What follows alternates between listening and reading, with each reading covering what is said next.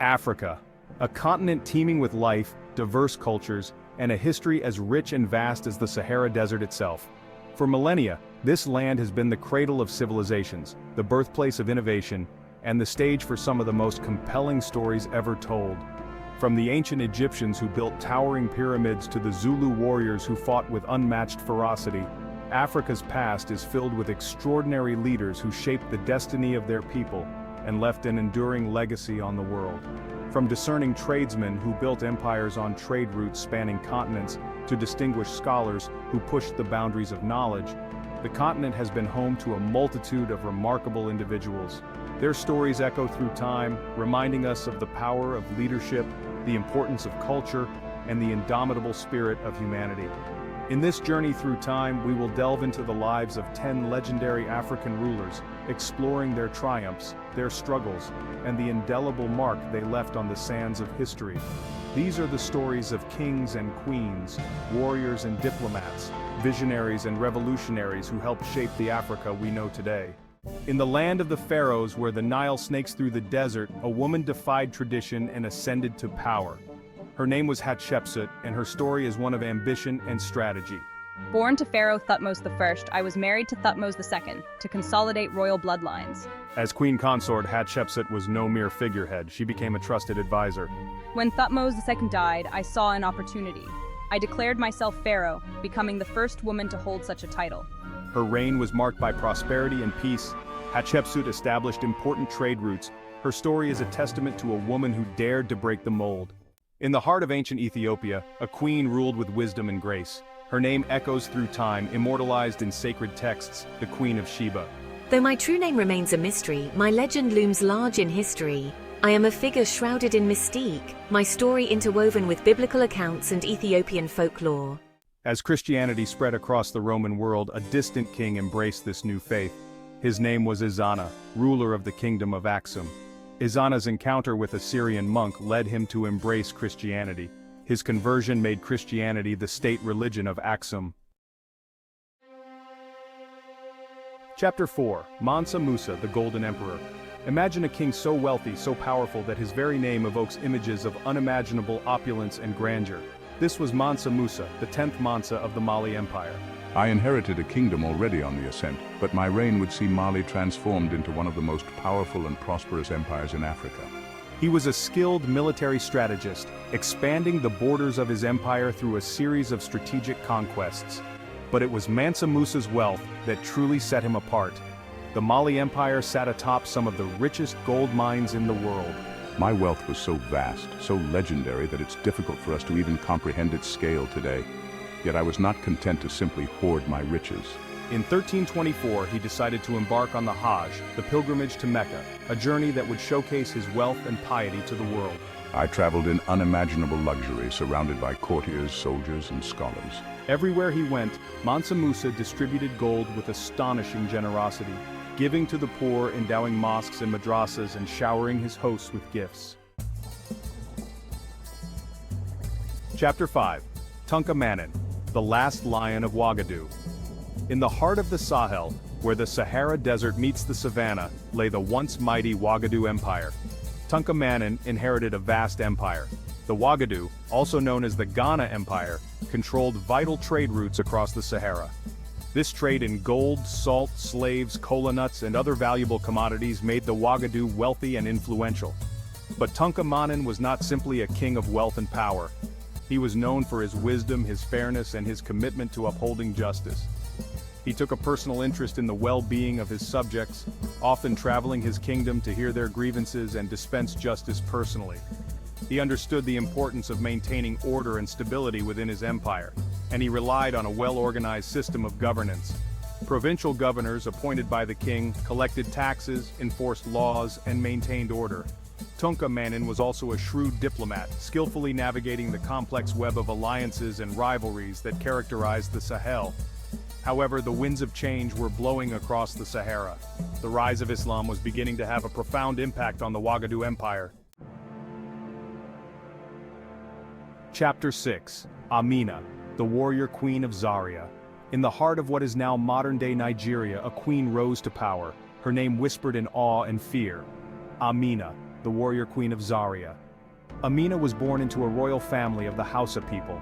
Her father, Bakwa Turunku, was a skilled warrior and a respected ruler. Amina, from a young age, displayed a keen interest in military matters, often accompanying her father on military campaigns. She learned the art of warfare, mastering the use of the sword, the spear, and the bow and arrow. Her skills in battle quickly surpassed those of her male counterparts, and she earned a reputation as a fierce and fearless warrior. When her father died, her brother Karama ascended to the throne. However, Amina played a significant role in the affairs of state. After her brother's death, Amina, with the support of the Zaria army, took control of the throne. She wasted no time in consolidating her power and embarking on a series of military campaigns that would expand the borders of Zaria. Amina's reign was marked by relentless military expansion, conquering over 20 cities and towns. Chapter 7: Iwari the Great, the Rebuilder of Benin. In the heart of the West African rainforest, where the Benin Empire flourished, a king rose to power, his name synonymous with both destruction and renewal. This was Iwari, later known as Iwari the Great, a ruler whose reign was marked by a violent power struggle and a period of ambitious reforms. Iwari's path to the throne was paved with conflict and bloodshed. His father, Ohen, had been a powerful and respected Oba, or king, of Benin. Upon his death, a bitter succession struggle erupted between Iwari and his brother Uwaifiokan. This conflict plunged the kingdom into a period of turmoil, culminating in a devastating attack on Benin City.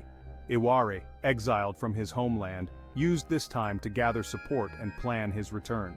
He forged alliances with neighboring rulers, promising them wealth and influence in exchange for their military assistance. When the time was right, he launched a surprise attack on Benin City, defeating his brother's forces and claiming the throne. Under his direction, Benin City rose from the ashes, grander and more magnificent than before. Chapter 8. In the rolling hills of South Africa, a leader emerged to forge a powerful kingdom through military innovation. His name was Shaka, transforming the Zulu people into a formidable force. Shaka's early life was marked by hardship and exile. Born the illegitimate son of a minor Zulu chief, he and his mother faced rejection. They found refuge with the Mthethwa paramountcy.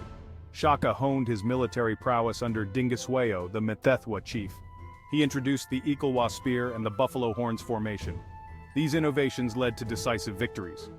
After Dingiswayo's death, Shaka united the Zulu clans. Chapter 9. In the annals of history, few stories resonate with such a potent mix of courage, defiance, and ultimately tragedy, as that of Cetshwayo Kampande, the last king of an independent Zulu nation. He inherited a kingdom facing the encroaching threat of British colonialism, but rose to the challenge with a warrior's spirit. Cetshwayo ascended to the Zulu throne amidst growing tensions with the British Empire. The discovery of diamonds and gold in southern Africa further fueled British desire for control, bringing them into direct conflict with the powerful Zulu kingdom. Despite the looming threat, Cetshwayo was determined to maintain Zulu sovereignty. When the British, under the leadership of Sir Henry Bartle Frere, issued an ultimatum demanding the dismantling of the Zulu military system, Cetshwayo refused. On January 22, 1879, the Zulu army clashed with British forces at the Battle of Isandlwana. The Zulus, fighting with ferocity and tactical brilliance, inflicted a humiliating defeat on the British, killing over 1,300 British soldiers. This stunning victory sent shockwaves through the British Empire, a stark reminder that the conquest of Africa would not be a simple or straightforward affair.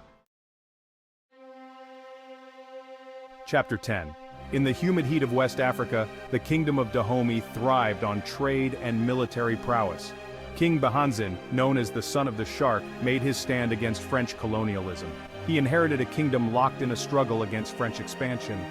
Strengthening the Dahomey army, he fought valiantly with his renowned Dahomey Amazons. Refusing capture, Bahanzin chose exile over surrender. The stories of these 10 legendary African rulers, from the sands of ancient Egypt to the savannas of southern Africa, paint a vivid tapestry of leadership, ambition, and the enduring spirit of a continent. They were kings and queens, warriors and diplomats, reformers and revolutionaries, each leaving their own unique mark on the annals of history. Their kingdoms may have faded, their empires crumbled, but their legacies live on. etched in the collective memory of their people. They remind us that Africa's history is not a single narrative, but a rich tapestry woven from the threads of countless cultures, empires, and individuals. As we reflect on their lives and their achievements, we gain a deeper understanding of Africa's complex past. These rulers, in all their complexity and humanity, challenge us to look beyond simplistic narratives and appreciate the richness, diversity, and enduring legacy of African civilization.